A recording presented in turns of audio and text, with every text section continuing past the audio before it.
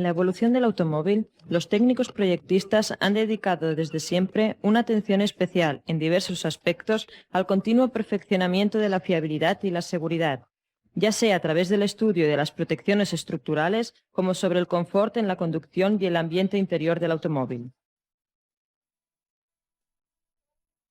Uno de estos aspectos es seguramente el tratamiento del aire interno del habitáculo, realizado inicialmente con la calefacción, seguido por el aire acondicionado y como última y natural evolución técnica el acoplamiento de los dos sistemas, la climatización. El habitáculo del automóvil ha sido diseñado para evitar la excesiva dispersión del calor, manteniendo confort con las temperaturas externas bajas. Al contrario, el sistema térmico favorece una excesiva acumulación de calor con temperaturas externas más altas. Las fuentes de calor que influyen principalmente en el habitáculo son el calor que se refleja de la superficie de la carretera, el calor producido por el motor y los órganos de transmisión, el calor emitido por los cuerpos de los pasajeros y, además, el calor producido por el efecto de la radiación solar. Esta última, en particular, es la causa principal de recalentamiento del habitáculo, sobre todo por la amplia superficie acristalada de los coches actuales, realizada sobre el auto para aumentar la aerodinámica. El habitáculo de los automóviles puede ser definido, por lo tanto, como una verdadera trampa de calor. Se ha comprobado experimentalmente que el bienestar térmico en el interior del automóvil se alcanza con una temperatura comprendida entre los 20 y los 26 grados centígrados, mientras que el valor de la humedad relativa está entre el 30 y el 70%. La función de la instalación del aire es la de conseguir estos requisitos internos y mantenerlos constantes al variar las condiciones externas, transformando la conducción más agradable y por lo tanto más segura. Además, se encarga de introducir aire puro en el interior del auto, eliminar gracias a la recirculación la entrada de aire externo cuando haya mucha contaminación, evitar gracias al funcionamiento automático las continuas operaciones y regulaciones manuales, eliminando de esta manera cualquier distracción del conductor. De la física sabemos que por el término calor de un cuerpo se entiende la cantidad de energía que contiene una molécula debido al grado de agitación térmica, mientras que por la definición de temperatura se identifica la propiedad química que transmite un nivel de energía que puede aumentar o disminuir al variar las condiciones externas.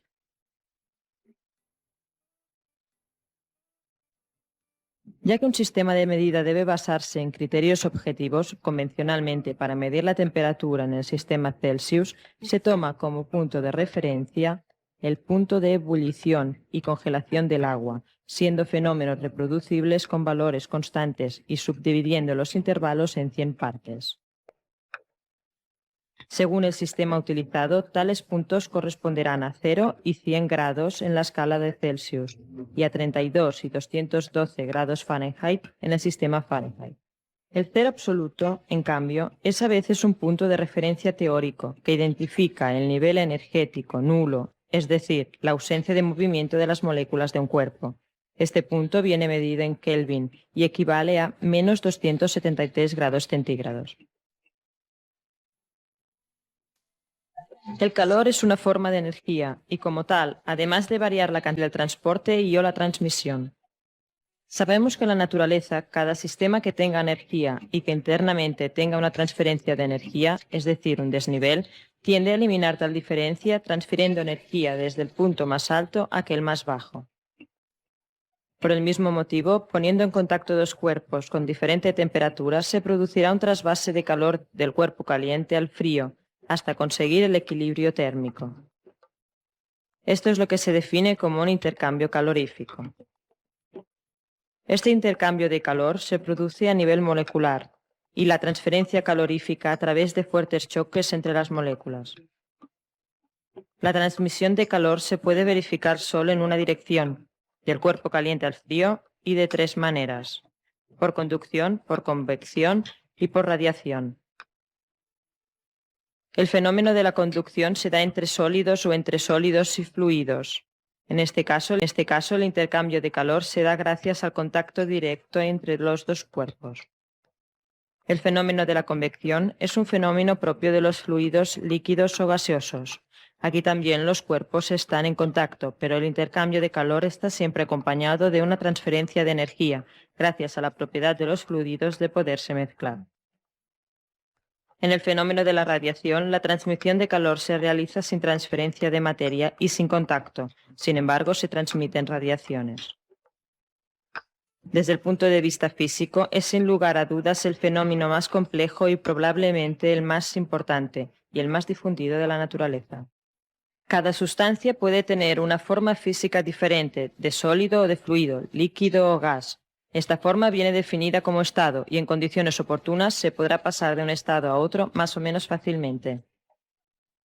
Este cambio de estado puede llevarse a cabo solo con el trabajo, es decir, con acumulación o pérdida de calor y a través de un intercambio térmico con el ambiente en contacto. Observando la relación entre temperatura y cambio de estado, notamos que después de una fase de variación, la temperatura de la sustancia permanece constante durante toda la fase de cambio de estado, para continuar después a crecer o a disminuir en el ámbito del estado sucesivo. Veamos ahora otra importante magnitud física, la presión. Podemos definir la presión como una fuerza que se ejerce perpendicularmente sobre una superficie a causa del peso de la sustancia que la ejercita. En el caso de un sólido, será siempre vertical, es decir, en la dirección de la fuerza de gravedad. En el caso de un fluido, la presión se ejerce en todas las direcciones y siempre de forma perpendicular a las paredes del recipiente que lo contiene. La presión puede ser medida con magnitudes diferentes y viene siempre referida a la presión atmosférica medida en determinadas condiciones de humedad y temperatura al nivel del mar. Se hablará de presión absoluta cuando al valor 1 corresponda a la presión atmosférica de referencia y al 0 la ausencia de presión, es decir, el valor absoluto. Y se hablará de presión relativa cuando se indique el valor atmosférico con el 0 y el vacío con -1. Con la escala relativa es posible medir numéricamente tanto los valores de presión como los de depresión o presión negativa. Sabemos que, para las sustancias en general, existe una proporción directa entre presión y temperatura y volumen, mientras que especialmente para los gases existe una proporción inversa entre volumen y presión. Sabemos también que haciendo expandir rápidamente un gas comprimido, su temperatura disminuye tanto como mayor sea la presión. Podemos, por lo tanto, afirmar que existe relación entre presión, temperatura y volumen, y por lo tanto podemos deducir que estas tres magnitudes están presentes en todo cambio de estado. La instalación refrigerante del climatizador tiene un funcionamiento común a cualquier máquina para la producción del frío. La instalación consta de dos intercambiadores de calor, una bomba y una válvula de regulación automática, unidos entre ellos a través de un circuito cerrado. En su interior circula, cuando el sistema está en funcionamiento, un fluido que se utiliza como medio de transferencia de calor. Su funcionamiento se basa en el principio de cambio de estado en los fluidos, en la relación entre temperatura y presión. Los fluidos utilizados en las máquinas frigoríficas tienen la propiedad de pasar de estado líquido a estado gaseoso, a la presión atmosférica normal, temperaturas muy bajas, entre -30 y -20 grados centígrados. Estos se denominan líquidos refrigerantes. Actualmente en las instalaciones destinadas a los automóviles se viene utilizando el tipo R12, que tradicionalmente se conoce con el nombre de Freon 12, y el nuevo refrigerante ecológico, el tipo R134A. El R134A posee características químico-físicas muy similares a las del R12. Los principios funcionales de ambas instalaciones resultan, por lo tanto, sustancialmente idénticos, y en esta lección nos referiremos únicamente a aquellos que utilizan el R134A. Volvamos a la instalación frigorífica. Esta puede estar subdividida en dos zonas que, en condiciones de reposo, no presentan diferencias. En el momento que se pone en marcha la instalación, el compresor crea dos niveles de presión, baja por la parte de la aspiración y alta por la parte del escape. El compresor aspira refrigerante evaporado y lo lleva a alta presión, lo que conlleva un valor alto de temperatura. Bajo forma gaseosa circula en el primer intercambiador de calor, en el ámbito del aire externo, y encontrándose a una temperatura mucho más alta, se encuentra en grado de ceder calor, pasando del estado gaseoso al líquido, es decir, condensando. De aquí el nombre de condensador. El refrigerante licuado y a alta presión viene empujado a pasar por la válvula de expansión, donde se lleva a cabo una rápida disminución de presión y por tanto de temperatura. Entrando en el segundo intercambiador, el ámbito del aire caliente que interesa al habitáculo lo enfría absorbiendo calor. A la salida se encontrará siempre a baja presión y temperatura, pero siempre en estado gaseoso. De aquí el nombre de evaporador. La cantidad de refrigerante que debe circular en el evaporador depende únicamente de la temperatura del aire tratado. La válvula, a través de un sensor, detecta la temperatura del refrigerante a la salida del evaporador, que dependiendo de la entidad del cambio térmico, se abre o se cierra en función de esta, regulando así la cantidad de refrigerante a la entrada. El refrigerante en forma gaseosa vuelve al compresor donde aumenta de presión y así fluye.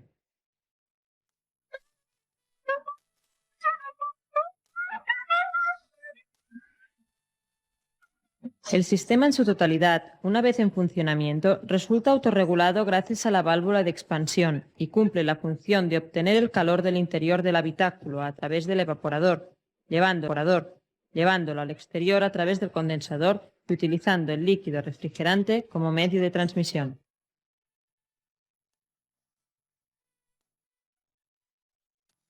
La instalación del aire en la realidad está constituido por los siguientes componentes: un evaporador, un compresor, un condensador, un filtro de secador, una válvula de expansión.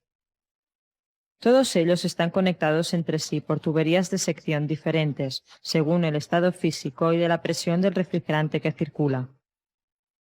El evaporador puede ser considerado como el elemento principal de la instalación. Normalmente está construido en cobre o aluminio y está constituido por un paquete aleteado de láminas de metal, prensadas alrededor de una serpentina. En su interior, el líquido refrigerante en fase de evaporación se encuentra a una temperatura constante de unos 5 grados centígrados con una presión constante de 3,5 bar. Es conocido el fenómeno que provoca la condensación del vapor de agua cuando entra en contacto con una superficie fría. La posibilidad de bajar el grado de humedad en el habitáculo resulta particularmente útil, ya sea con climas fríos o con temperaturas más suaves, en las cuales la utilización de la calefacción resulta poco eficaz y fastidiosa. El evaporador, además de bajar la temperatura, absorbe el aire, haciendo condensar la humedad del ambiente y haciéndola salir al exterior por un conducto apropiado. En las instalaciones modernas, el evaporador viene dentro del grupo de recalentamiento entre el motor ventilador y el radiador, realizando lo que se llama sistema de climatización, que permite obtener aire con el justo grado de humedad y temperatura según el gusto del usuario. Inmediatamente encima del evaporador está montada la válvula de expansión. Junto con el compresor, es uno de los dos elementos activos de la instalación y ayuda a realizar las siguientes operaciones. Estabiliza la presión de evaporación, controla la cantidad del fluido frigorífico y analiza la temperatura de evaporación y controla su recalentamiento. Existen varios tipos de válvulas con regulaciones específicas según el tipo de circuito y de refrigerante que se está utilizando, que pueden tener, por tanto, diferentes sistemas de regulación y control. El tipo de válvula que analizamos, llamada de bloque, es del tipo más reciente y está montado sobre las nuevas instalaciones utilizando el refrigerante R134A. En esta válvula se han realizado dos conductos para pasar el refrigerante. En el conducto inferior, que conecta el condensador con la entrada del evaporador, se encuentra el muelle del recalentamiento y el elemento modulante constituido por una esfera que parcializa el conducto calibrado. En el conducto superior, que conecta la salida del evaporador con la entrada del compresor, está situada el sensor de temperatura que a través de un diafragma actúa sobre el elemento modulante. Con el aumento o disminución de la temperatura del refrigerante a la salida del evaporador, El sensor, gracias a la variación de la presión del gas que contiene, actúa sobre el conducto calibrado inferior, aumentando o disminuyendo su sección. Modulando la cantidad de refrigerante, se estabiliza así la presión de evaporación y se realiza la regulación en la entrada del evaporador gracias al control que se lleva a cabo en la salida. En el interior de la válvula de expansión, la presión del refrigerante pasa de unos 12 a unos 3,5 bar y la temperatura descendiente de unos 45 a unos 5 grados centígrados. El compresor puede considerarse el corazón de la instalación. Su función es aquella de hacer circular el refrigerante y crear los dos niveles de presión indispensables para el funcionamiento del sistema. Existen dos clases de compresores, los compresores alternativos de émbolos y los compresores rotativos de aletas. El compresor de émbolos, en su forma más elemental, compresor York, está construido con el cinematismo clásico biela-manivela. Actualmente